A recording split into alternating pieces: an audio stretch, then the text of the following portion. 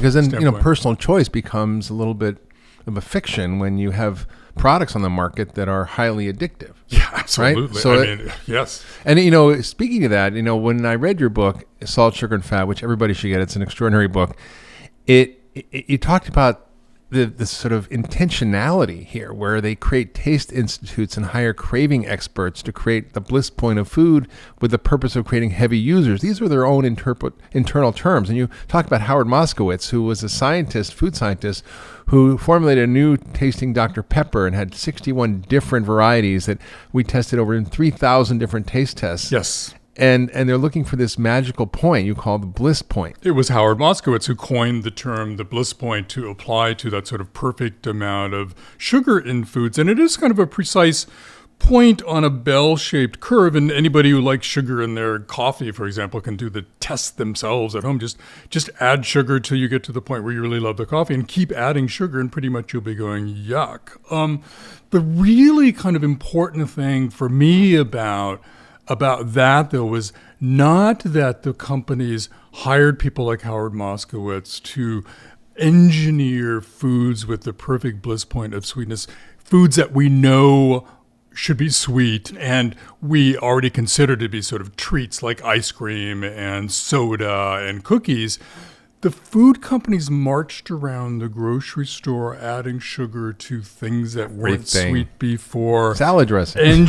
Salad dressing, yogurt, pasta sauce, creating kind of this expectancy in us that everything should be sweet. So if you've got kids and you're trying to drag them over to the part of the grocery store where we should all be spending more time, the produce aisle, and they get hit with some sour or bitter notes, the other 4 or 5 tastes that Aristotle wrote about way back when, that's why you have a riot on your hands, because they are attuned, they are expecting everything they need to be sweet. It's true. I mean, one of the surprising facts I uncovered was that your morning low-fat fruit-sweetened yogurt, which is considered a health food, has more sugar per ounce than soda, which is startling, I mean, who knew that walking into the grocery store was such a treacherous thing? I mean, you have to be on your guard at all times, and they will look. These are companies. I mean, and I always like to sort of make that point. It's not that I see them as this evil empire that intentionally set out to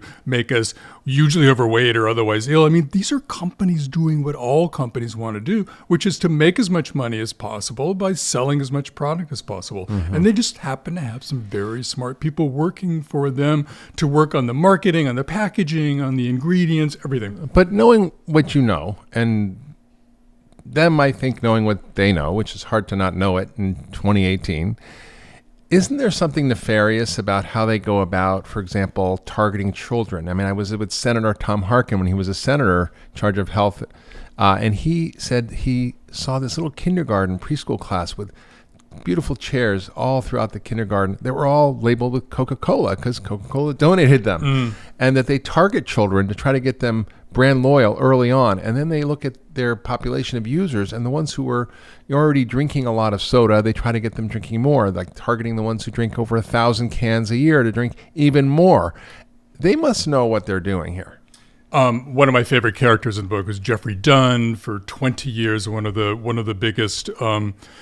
biggest warriors in Coca-Cola. He rose to become president of Coca-Cola for North America, South America, and he walked me through, those very marketing schemes that they used. This was after he quit? Yes, Yeah. He had an epiphany at one point and decided couldn't live with himself anymore. Exactly. And but one of those strategies is what they call up and down the street marketing, which refers to their trucks, like other snack food companies, driving from corner store to corner store, which in cities typically surround the schools and get the kids coming and going, and controlling the real estate in those stores. So it's the snack food companies that own the coolers, the racks up front near the cash register, and that's where the heavy salt, sugar, fat sort of snacking comes from, is they're controlling that very important space for kids, especially knowing that when a child goes in for the first time with their own spending money,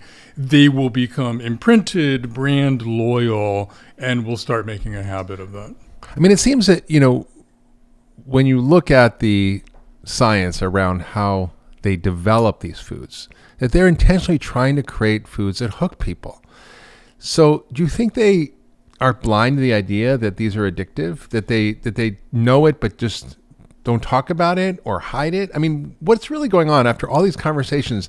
Do the people in these companies know what they're doing? Well, there was this really interesting moment. So after that 1999 meeting I spoke about earlier, Kraft, which at the time was the largest processed food company, these insiders who had organized the meeting from Kraft went back and they actually managed to get Kraft to unilaterally adopt some reforms of their formulation and marketing of their products. And they sort of went after those things. And one of the hardest things for them was when they went to their food engineers and said, thou shalt no longer simply add as much salt, sugar, fat as you want to these products as you want to. We're going to put caps on them. Mm-hmm. And the food engineers were sort of like a little they were like a little baffled, like what's going on here? They've spent their entire career in efforts to maximize the allure of their products. And here suddenly they were being asked to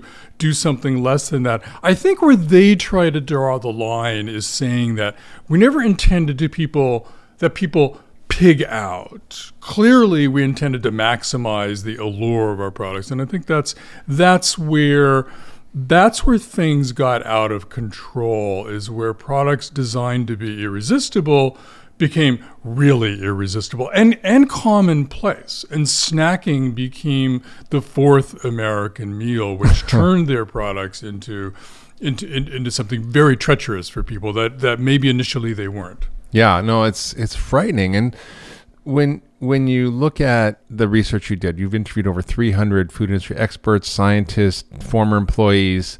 You sort of did a little muckraking.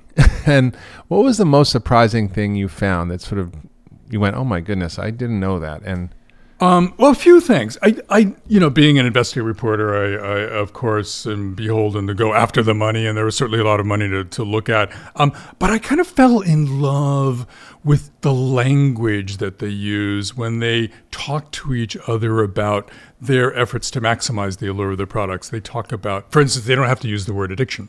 They talk about making their products craveable. And the difference snackable. And one of my favorites is, designing more-ishness into the products. But going back to the extraordinary And they talk engineering, about stomach share. And stomach share. Right? Well, here, we can talk about stomach share right here. So I've also brought for you a very orange and blue giant bag. Well, giant bag. This may be one serving for some people, which I'll open up right now to illustrate one of the other kind of language things that really got my attention. They realize that, and I'm going to do this since you didn't volunteer. No, I will not eat that orange colored thing that's neon. So this orange colored thing food. about the No size of my index finger here, very puffy looking, is going to go into my mouth. And when I press it against the roof of my mouth, it will melt because of that 50% formula I mentioned before and disappear. And what the industry realized is that the signal to the brain when that disappears is that the calories have disappeared as well, right? So you're eating air. So you're eating air, Michael. You might as well finish this whole giant bag if you don't mind.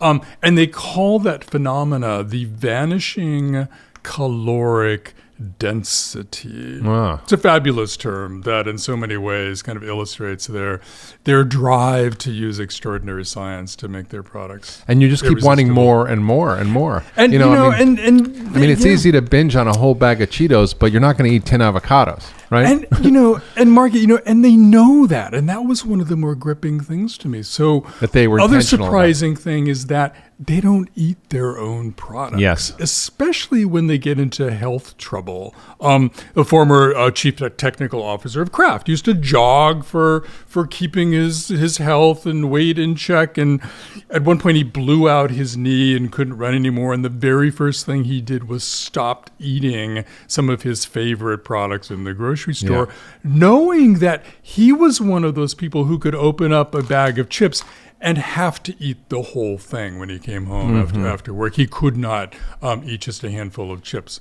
So they themselves know how powerful their products are for many of us. And what I find fascinating is that they have the capacity to reformulate their products that are somewhat healthier. Right? Yes. And a friend of mine, Vani Hari, called the Food Babe, found out that Kraft in the UK was not allowed to have any artificial colors or chemicals or additives. Right. And so they produced products out there that are free of those. Yes. But in the United States, they didn't. And she forced them almost unilaterally under a lot of peer pressure and social media pressure to have them change their formulation. Right.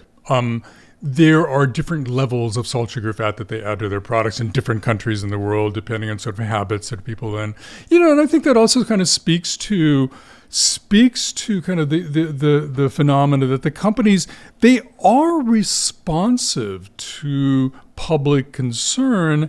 It's just that their ability now to play a significant role going forward as more and more people are caring about what putting in their bodies is really pretty suspect, because again, these are miracle ingredients that they're using. They can dial back to a certain extent, but at some point their products just kind of fall off a cliff and they're not tasting very good. If you love that last video, you're going to love the next one. Check it out here.